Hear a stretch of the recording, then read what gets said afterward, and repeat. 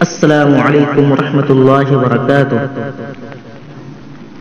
صرف 5 منٹ کا مدرسہ قرآن و حدیث کی روشنی میں آج 4 رمضان المبارک کی مناسبت سے ہم انشاءاللہ 5 منٹ کا مدرسہ اور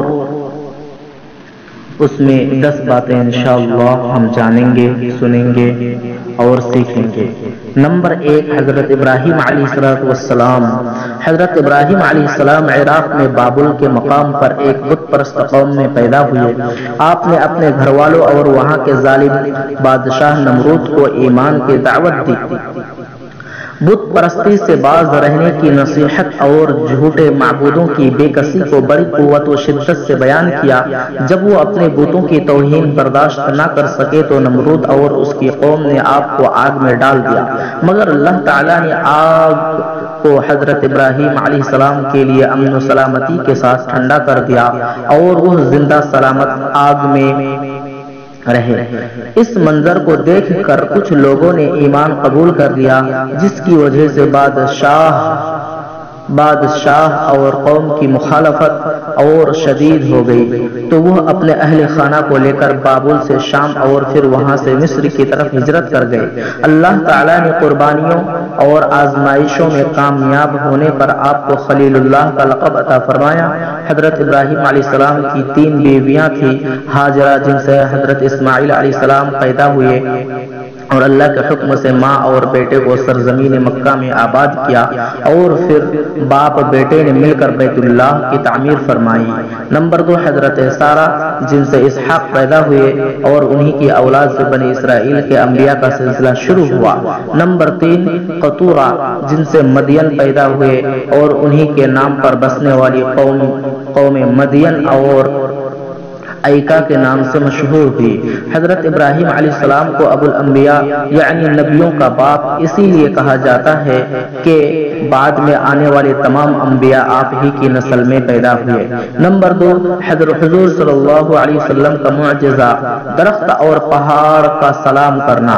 حضرت علی رضی اللہ عنہ بیان کرتے ہیں کہ مکی زندگی میں ایک مرتبہ رسول اللہ صلی اللہ علیہ وسلم مکہ کے کسی علاقے کی طرف نکلے تو میں بھی آپ صلی اللہ علیہ وسلم کے ساتھ ہو لیا۔ چنانچہ میں نے دیکھا کہ راستے میں جس درخت اور پہاڑ کے قریب سے گزرتے وہ رسول اللہ صلی اللہ علیہ وسلم سے عرض کرتا، السلام علیکہ یا رسول اللہ، ترمذی شریف۔ حضرت علی بن ابی طالب رضی اللہ عنہ سے منقول ہے۔ نمبر 3، ایک فرد کے بارے میں، روزہ کی فرضیت۔ قرآن میں اللہ تعالیٰ فرماتا ہے، اے ایمان والو، جس طرح تم سے پہلے لوگوں پر روزہ فرض کیا گیا تھا اسی طرح تم پر بھی فرض کیا گیا ہے تاکہ تم پرہیزگار بن جاؤ۔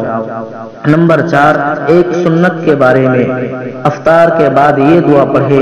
نبی صلی اللہ علیہ وسلم افطار کرتے وقت یہ دعا پڑھتے تھے، ذهب الظمأ وابتلت العروق وثبت الاجر انشاءاللہ۔ ترجمہ، پیاس بجھ گئی، رگیں تر ہو گئی اور انشاءاللہ اجر و ثواب بھی مل گیا۔ ابو داؤد۔ حضرت ابن عمر کی روایت ہے۔ نمبر 5، ایک اہم عمل کی فضیلت، تراویح کی فضیلت۔ رسول اللہ صلی اللہ علیہ وسلم نے فرمایا، رمضان ایسا مہینہ ہے جس کے روزوں کو اللہ تعالیٰ نے تم پر فرض کیا ہے اور میں نے تمہارے لیے اس کی تراویح کو سنت قرار دیا ہے۔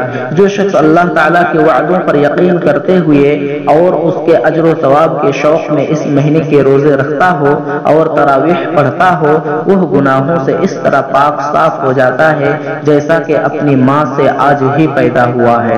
ابن ماجہ کی روایت ہے، حضرت عبد الرحمن سے منقول ہے۔ نمبر 6، ایک گناہ کے بارے میں، اسلام کے علاوہ کوئی دین قبول نہیں ہوگی۔ قرآن میں اللہ تعالیٰ فرماتا ہے، جو شخص اسلام کے علاوہ کسی دوسرے دین کو پسند کرے گا تو اس کا وہ دین ہرگز قبول نہ کیا جائے گا اور وہ آخرت میں نقصان اٹھانے والوں میں شامل ہوگا۔ سورہ آل عمران آیت نمبر 85۔ نمبر 7، دنیا کے بارے میں کافروں کے مال سے تعجب نہ کرنا۔ قرآن میں اللہ تعالیٰ فرماتا ہے تم ان کافروں کے مال اور اولاد سے تعجب میں مت پڑنا، کیونکہ اللہ تعالیٰ دنیا ہی کی زندگی میں ان کافروں کو عذاب میں مبتلا کرنا چاہتا ہے، اور جب ان کی جان نکلے گی تو کفر کی حالت میں مریں گے۔ سورہ توبہ آیت نمبر 55۔ نمبر 8، آخرت کے بارے میں اہل جنت کی آپس میں محبت۔ رسول اللہ صلی اللہ علیہ وسلم نے فرمایا جنت میں سب سے پہلے داخل ہونے والی جماعت کی شکل و صورت 14ویں رات کے چاند کی طرح چمکدار ہوں گی، اور ان کے بعد آنے والے لوگوں کی شکل خوبصورت اور چمکدار ستاروں کی طرح روشن ہوگی۔ ان سب کے دل ایک آدمی کے دل کی طرح ہوں گے، جن میں بغض و عداوت اور حسد نہیں ہوگا۔ ان میں سے ہر شخص کے لیے جنت کی ایسی 2 خوبصورت حوریں ہوں گی کہ ان کی پنڈلیوں کا گودا باہر ہی سے نظر آ رہا ہوگا۔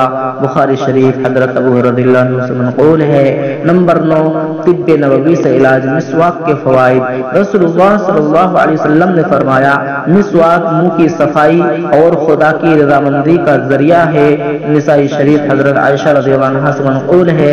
خلاصہ کلام، علامہ ابن قیم رضی اللہ رحمۃ اللہ علیہ مسواک کے فوائد میں لکھتے ہیں یہ دانتوں میں چمک پیدا کرتی ہے، مسوڑھوں میں مضبوطی اور منہ کی بدبو ختم کرتی ہے، جس سے دماغ پاک و صاف ہو جاتا ہے۔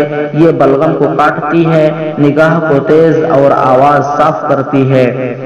نمبر 10، نبی صلی اللہ علیہ وسلم کی نصیحت۔ رسول اللہ صلی اللہ علیہ وسلم نے فرمایا تم اگر کسی کو برائی کرتے دیکھو تو اپنے ہاتھ سے روکو، اگر ہاتھ سے نہ روک سکو تو زبان سے روکو، اور اگر زبان سے بھی نہ روک سکو تو اپنے دل میں برا سمجھو، اور یہ ایمان کا سب سے کمزور درجہ ہے۔